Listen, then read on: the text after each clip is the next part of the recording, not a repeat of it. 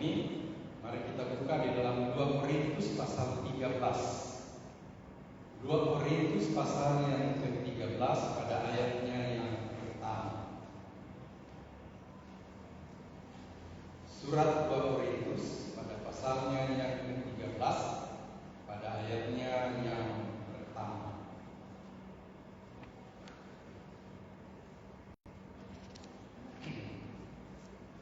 Kalau kita sudah temukan saudara firman Tuhan ini, kita akan baca secara bersama-sama. 2 Korintus 13 ayatnya yang pertama. Kita mulai 2, 3. Ini adalah ketiga kalinya aku datang kepada kamu, baru dengan keterangan 2 atau orang saksi suatu perkara sah. Amin. Saudara, ternyata saudara kalau kita lihat di katakanlah seperti aparat keamanan mengenai satu kasus, saudara ya. Dikatakan peristiwa itu baru bisa dinaikkan, baru bisa diproses apabila minimal 2 alat bukti, minimal ada 2 saksi, baru perkara itu bisa dilanjutkan atau baru perkara itu katakan sah, peristiwa itu bisa terjadi. Nah, saudara, di dalam 1 Timotius pasal 5 ayat 19 juga saudara ternyata mencatat seperti itu, bahwa tuduhan-tuduhan itu baru sah apabila ada 2 atau 3 orang saksi, baru peristiwa itu dikatakan benar atau pernah terjadi. Benar atau pernah terjadi. Nah, saudara, apa kaitannya ayat ini dengan yang saat-saat yang kita sedang hadapi pada saat ini? Kita sedang menghadapi, memperingati, merenungkan satu peristiwa yang besar, yang luar biasa. Dan peristiwa ini bukan disaksikan hanya 1 orang, 2 orang, 3 orang, tapi disaksikan begitu banyak orang. Secara garis besarnya, saudara, mungkin kita berkata, kenapa sih Injil itu harus 4? Kenapa Injil harus 4? Kenapa tidak 1 aja? Nah, saudara, bahkan 5. Kalau Injil ini saudara ada 4 ditambah dengan Kisah Rasul, saudara. Ini semua mencatat tentang jadi saksi tentang peristiwa tentang Yesus. Nah, saudara, dunia begitu. Kalau cuma 1 saksi tidak akan dipercaya. Nah, inilah kemurnian, keadilan, saudara, tentang iman, tentang kekristenan, tentang Injil, saudara. Bukan hanya 2-3 orang saksi, tapi ada begitu banyak. Saya bayangkan, saudara, Matius, Markus, Yohanes, Lukas, ditambah lagi 1 Kisah Rasul. Itu mencatat semua tentang peristiwa karya Allah mengenai keselamatan manusia. Orang-orang ini jadi saksi, bukan 1, 2 orang, 3 orang, banyak. Makanya peristiwa ini menjadi peristiwa yang amat sangat penting. Kenapa dikatakan peristiwa yang amat sangat penting, saudara? Karena inilah yang menentukan hidup kita, keselamatan kita. Kita selamat atau tidak selamat, manusia selamat atau tidak selamat, itu tergantung dari peristiwa itu. Nah, Yohanes 3 ayat 16 mengatakan, saudara, karena kasih Allah begitu besar sehingga dia mengaruniakan anak. Katakan, saudara, siapa yang percaya tidak binasa, melainkan beroleh hidupnya. Loh, ini Injil, saudara, berita ini. Siapa yang percaya tidak akan binasa, tapi beroleh. Siapa yang percaya tidak akan binasa, tapi beroleh hidupnya kekal. Nah, saudara, kita akan lihat, saudara, Rasul mencatat, saudara, tentang peristiwa ini sebagai peristiwa yang amat sangat penting. Coba kita buka, saudara, di dalam 1 Korintus yang ke-15.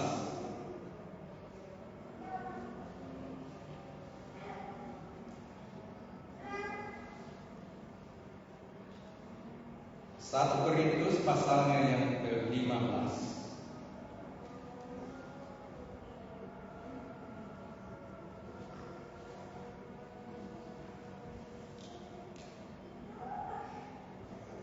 Ya, saudara, ayat yang pertama seperti yang saya akan baca dan ayat demi ayat, saudara.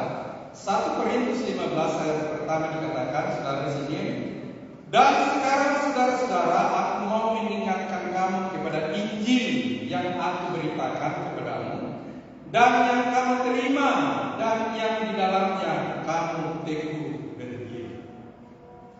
Injil yang telah kita terima, yang di dalamnya kita teguh berdiri, supaya saudara, supaya kita diselamatkan. Ayat yang kedua dikatakan, saudara, oleh Injil itu kamu diselamatkan, asal kamu teguh berpegang padanya, seperti yang telah kuberitakan kepadamu, kecuali kalau kamu telah sia-sia saja menjadi bersama. Oh saudara, Injil itu menyelamatkan, tapi kalau kita sia-siakan, tidak dirayat, tidak dilakukan, dikatakan saudara, itu tidak membawa keselamatan. Ayat ini katakan, saudara, oleh Injil itu kamu diselamatkan, asal kamu teguh berpegang. Ayat lain katakan, jangan mau digeser, jangan goyah. Berdirilah teguh, berakar di dalam hidup, kuat di dalam kekuatan kuasa. Ayat lain, saudara, Injil itu adalah kekuatan Allah yang olehnya bisa dipercaya setiap orang yang percaya. Nah, saudara, dikatakan kecuali kalau kamu telah sia-sia saja menjadi percaya. Makanya saudara, Injil yang kita telah terima itu jangan kita sia-sia, kita pelihara sampai Yesus datang pada kali ini. Saudara, ada yang mengatakan, saudara, Yesus datang nanti tidak tanya kekayaan, tapi dia cari iman. Yesus katakan segala sesuatu bisa dia buat, bisa dia lakukan. Tapi ketika dia datang, ada dia mendapat iman. Makanya saudara, katakan Rasul mengingatkan kita supaya Injil yang telah kita terima, yang boleh kita diselamatkan, kita pelihara, kita jaga, kita tetap teguh berpegang pada kebenaran. Supaya saudara, supaya kita diselamatkan. Ayat yang ketiga, saudara, dikatakan, sebab yang sangat penting telah kusampaikan kepadamu, yaitu apa yang telah kuterima dalam sendiri, ialah bahwa Kristus telah mati karena dosa-dosa kita sesuai dengan kitab Injil. Oh saudara, luar biasa. Dikatakan yang sangat penting. Apa yang penting? Salah satu itu pasca kebangkitan. Karena dengan kebangkitan itu, saudara, kita diselamatkan. Rasul mengatakan, andai kata Yesus tidak bangkit, sia-sia kepercayaan kita. Makanya saudara, kalau ada cerita-cerita yang menyesatkan kita, saudara, bahwa Yesus yang disalib itu adalah orang yang diserupakan dengan Yudas, jangan percaya. Ada begitu banyak saksi, saudara. Mulai dari awal, kalau kita urut, saudara, kelahirannya bukan satu dua orang saksi. Ada saksi yang ajaib, saudara, luar biasa. Saat dia lahir, itu saksi itu dari Iran. Saksi itu dari Iran. Orang Majusi itu dari Iran. Ternyata orang Iran itu, saudara, kalau kita lihat dari dulu itu memang negara ini suatu negara yang unik, saudara. Di sana dulu Esther jadi ratu. Di sana dulu Sadrak, Mesak, Abednego jadi pejabat-pejabat karena imannya. Jadi tidak ada istilah Sadrak, Mesak, dan Abednego itu orang tawanan, orang yang ditangkap, orang yang diambil dari Ibrani, dibawa ke Tawa. Tapi sekarang karena imannya, dalam mereka jadi kesaksian yang sangat besar. Dibakar, tidak menyerah. Dimasukkan dalam dua singa, tidak menyerah. Kenapa saudara? Karena Injil mereka berpegang teguh. saya baca satu kesaksian tentang ini masih Irak. Ternyata kalau kita tidak lihat, ternyata di Irak sekarang perkembangan orang terima Yesus begitu banyak, begitu luar biasa, jutaan. Berawal dari apa? Dari kesaksian seorang perempuan. Ada seorang perempuan yang menerima Yesus, terus dia bertahan di penjara, dikasih makan sesedikit mungkin, tapi dia tetap bertahan. Dianiaya, dia apa?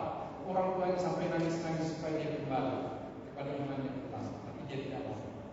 Akhirnya saudara, ujung dari rejim yang memerintah, ibu ini dibakar. Dibakar pun dia tidak menangis, dia tetap menyanyi sampai habis nyawanya dibakar. Dan dia tidak pernah menyerah. Nah, peristiwa ini saudara yang disaksikan begitu banyak orang. Selesai peristiwa itu, banyak orang-orang Iran mencari komunitas Kristen, mencari tahu apa rahasianya, dia bisa bertahan sampai mati. Nah, saudara, perkembangan itu kan ada yang berubah. Ibu yang dibakar ini saudara, itu yang membuat sudah benih tumbuh. Setelah itu ini mati sampai sekarang. Perkembangan itu besar. Jadi negara Irak ini memang satu negara yang unik di saudara. Kalau kita lihat juga rajanya itu, Raja Iran itu mungkin dari semua raja yang ada dalam dunia ini tidak ada seperti rajanya Iran yang direndahkan serendah-rendahnya. Kenapa saudara? Karena kesombongan. Siapa dia itu? Saudara? Siapa? Ini yang bisa. Dia sombong menunjukkan diri. Bayangkan pernah dia melepah. Waktu zamannya Daniel sebenarnya dia melepah hampir 3 meter. Itu emas murni semua.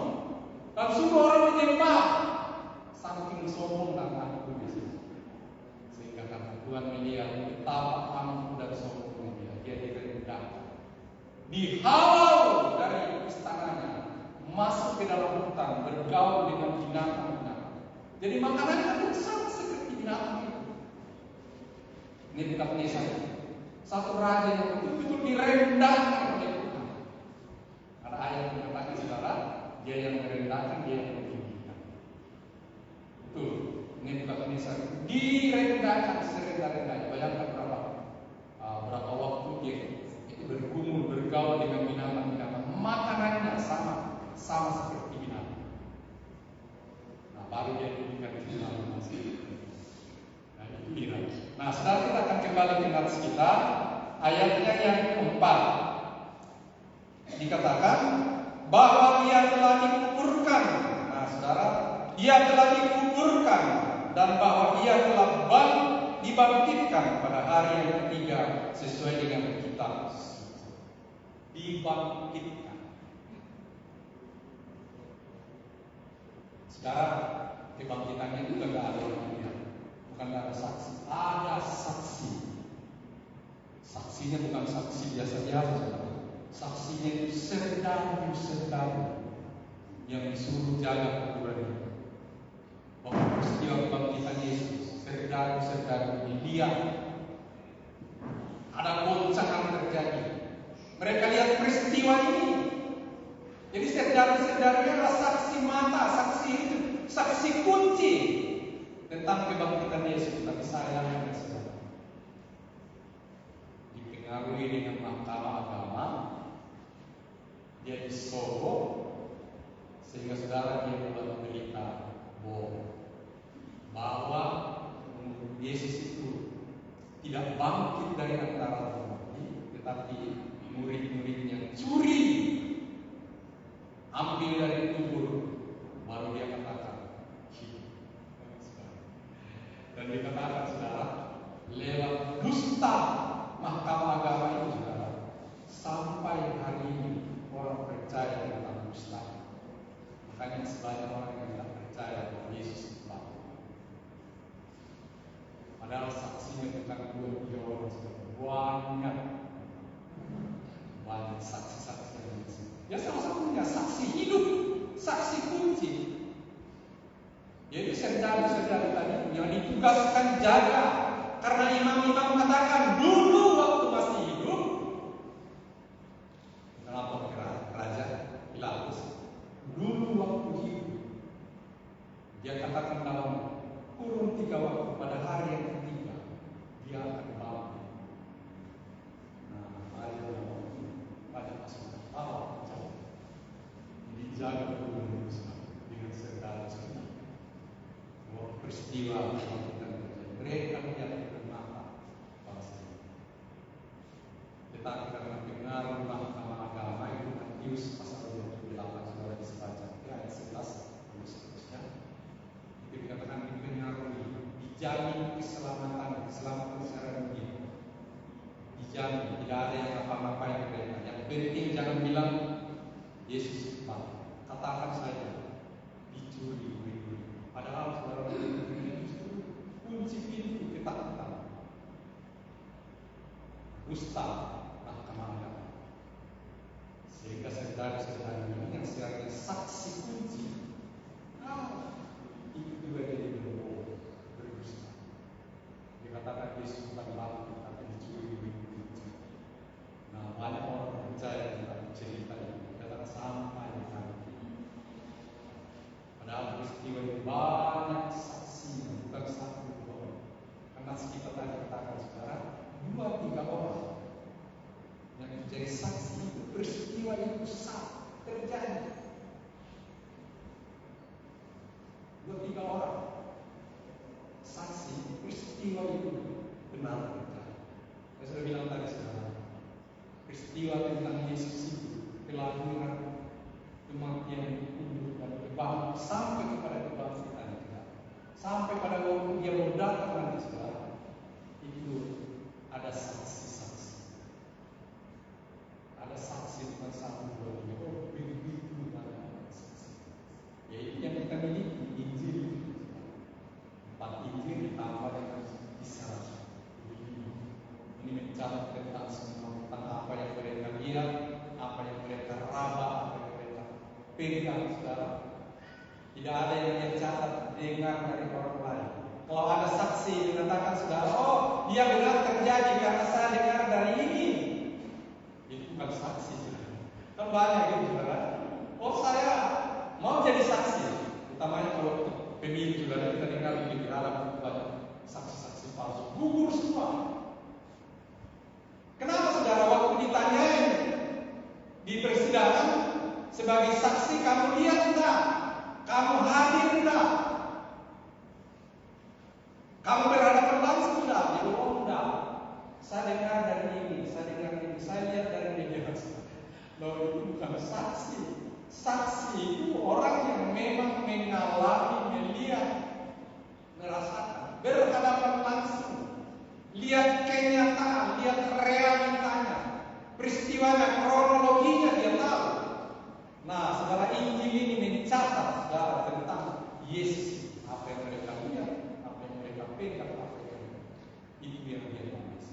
Berarti saudara, Injil itu adalah satu peristiwa yang benar dan patut diterima sepenuhnya, karena peristiwa yang disaksikan dengan autentik, dengan banyak fakta, tidak ada yang direkayasa. Sekarang banyak saksi dusta, banyak yang menuduh Yesus waktu di dalam Pilatus. Dia katakan tadi benar, dia katakan dia mau berbohong dari Allah, lalu dia bangun dalam 3 hari. Itu saksian imam-imam ini, harus kamu dengar seperti itu. Dia mau berbohong baik Allah, lalu dia bangun dalam 3 hari. Dia bilang tidak masuk akal. Orang bangun 46 tahun, terus kamu bangun dalam 3 hari. Nah, sekarang Yesus bukan melihat bangunan fisik, tapi Yesus bicara tentang tubuhnya baik. Nanti roh akan bisa disana daripada hari yang ketiga dia tahu. Dan banyak saksi-saksi. Ada orang yang begitu rela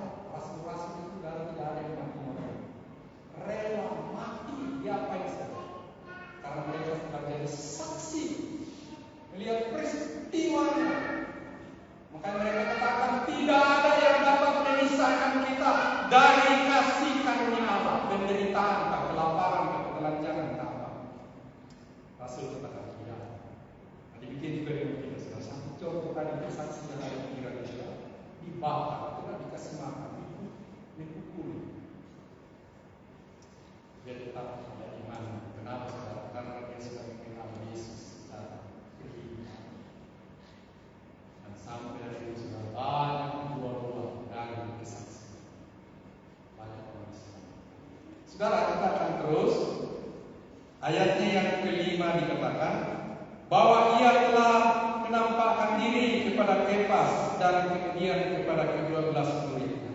Saudara, salah satu murid yang kecewa, yang putus asa, yaitu Kefas dan temannya yang menuju ke tanah Emmaus.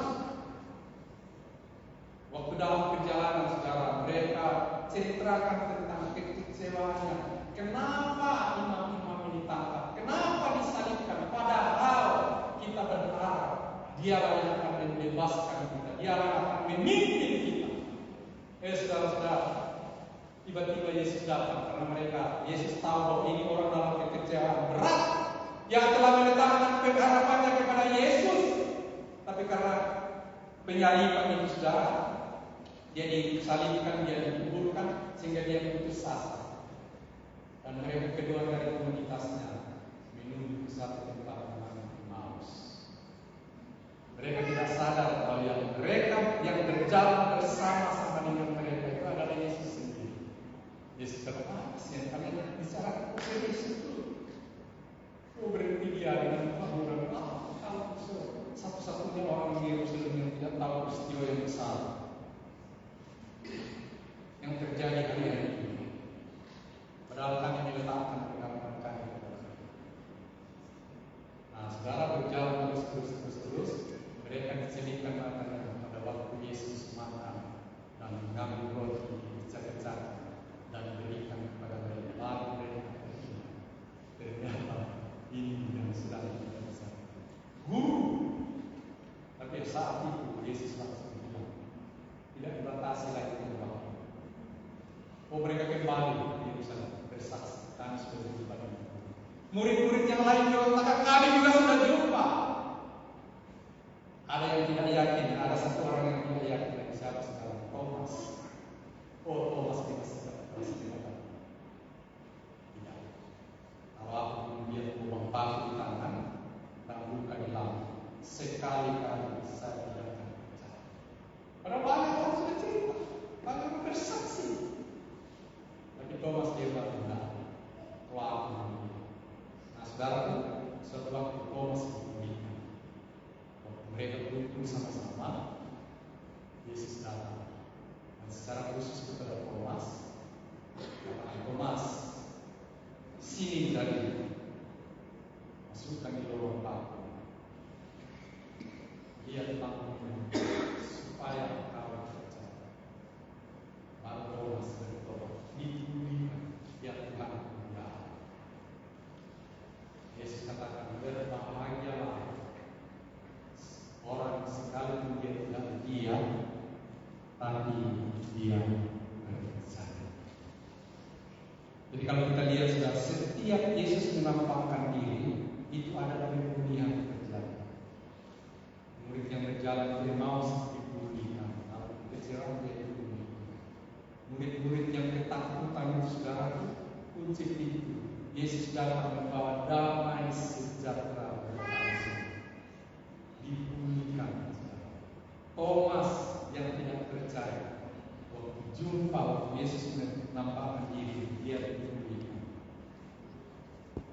Petrus, saudara, dipulihkan di Tiberias. Yesus bukan hanya buat mujizat yang tadinya gagal semalam-malaman, terus dia perintahkan membuang jala di sebelah kanan, maka penuh ikan. Tapi lebih daripada itu, sudah kita lihat konteksnya itu. Sebenarnya tujuan Yesus ke Tiberias adalah memulihkan Petrus. Selesai sarapan, ada 3 pertanyaan ditujukan kepada Petrus secara khusus. Pertanyaan yang sama 3 kali. Apakah engkau mengasihi aku lebih dari mereka? Dan jawaban Petrus itu juga, engkau tahu tentang aku mengasihi. Kau tahu segala sesuatu. Aku manusia.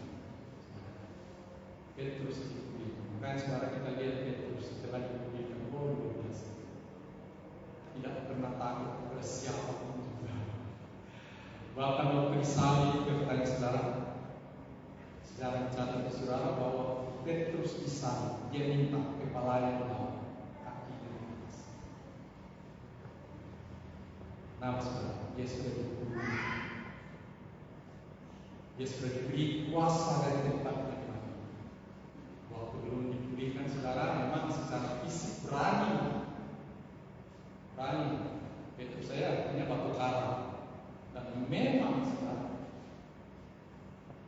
waktu menjelang Yesus ditangkap, Yesus sampaikan kepada mereka semua dengan tegas kata, sekalipun yang lain menyangka, saya sekali-kali tidak. Mati pun saya mau. Tapi saudara, seorang perempuan, Yesus sudah tangkap seorang perempuan yang baik. Kau juga kan? Anak buahnya Petrus bilang, tahu. Sampai 3 kali. Makanya pertanyaan waktu di Tiberias itu ada 3 kali mengingatkan Petrus, gembalakanlah domba. Betul saudara, dia praktekkan, dia implementasikan dalam pelayanan. Apapun risikonya, dia tidak pernah. Rasul-rasul tidak ada yang dapat memisahkan dari kasih karunia. Penderitaan, kelaparan, penganiayaan, dibuktikan rasul-rasul dan murid-murid yang lain tentang kehidupan memang mereka tidak dapat berpisah dengan kasih karunia. Nah, saudara yang sekarang dalam persekutuan, lanjut kita akan baca ayat yang ke-6. Saudara dikatakan, sesudah itu ia menampakkan diri kepada lebih dari 500 saudara sekaligus. Kebangkitan, dia menampakkan diri kepada 500 orang sekaligus. Oh, itu disaksikan oleh 500 orang. Jadi bukan 2-3 orang. Jadi saksi. Oh, dia bangkit, dia hidup. Saat dia menampakkan diri, ada sekitar 500 orang yang kumpul menjadi saksi tentang Yesus bangkit. Yesus telah hidup dari antara. Kan sekarang peristiwa yang amat luar biasa yang olehnya kita diselamatkan adalah percaya bahwa Yesus itu telah dibangkitkan dari antara orang mati. Rasul katakan ini sangat penting untuk kita ketahui dan untuk kita percaya, untuk kita pegang dalam hidup.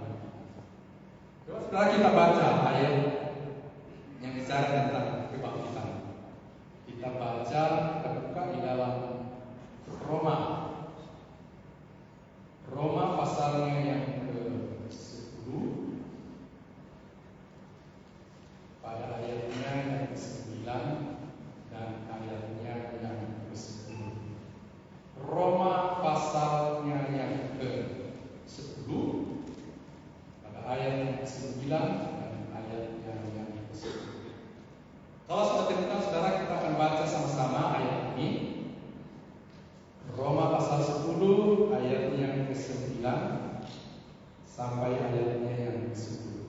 Kita mulai 2, 3. Sebab jika kamu mengaku dengan mulutmu bahwa Yesus adalah Tuhan dan percaya dalam hatimu bahwa Allah telah membangkitkan Dia dari antara orang mati, maka kamu akan diselamatkan. Ayat 10. Karena dengan hati orang percaya dan dengan mulut orang mengaku diselamatkan. Amin, saudara. Percaya bahwa Dia telah bangkit dari antara orang mati, kita diselamatkan. Sebabnya Rasul katakan, andai kata Dia tidak bangkit, sia-sia. Artinya sama dengan nabi-nabi yang lain, yang tulang-tulangnya masih ada sekali. Tapi Yesus, saudara, dikatakan kubur yang kosong membuktikan Dia saudara itu kita mengaku dengan mulut, percaya bahwa Dia telah bangkit, saudara kita selamat. Itu kita pegang, kita jadi saksi, kita bersaksi bahwa Dia telah bangkit, Dia telah hidup, Dia telah di surga, saudara. Dan janjinya saudara, Dia katakan aku akan pergi dan menyediakan tempat bagi kamu. Setelah tempat itu selesai, saya akan kembali menjemput kamu supaya dimanapun aku berada, kamu berada. Wah, janji yang luar biasa. Kita tidak ditinggalkan. Sekarang saudara, Dia sedang menyediakan tempat buat saudara. Puji nama Tuhan, saudara. Ini bagian firman Tuhan. Menjadi bagian kita bersama Tuhan. Tetap doa saudara supaya Tuhan berikan kita kekuatan, kemampuan dan teguh iman percaya kita bersandar kepada Tuhan, mengandalkan Tuhan dalam setiap langkah kita. Amin. Kita akan angkat satu pujian saudara. Saya serahkan kepada Bapak Kepala. Kita angkat pujian mengatakan betapa besar kasih-Mu Allahku sehingga Kau berikan Yesus padaku.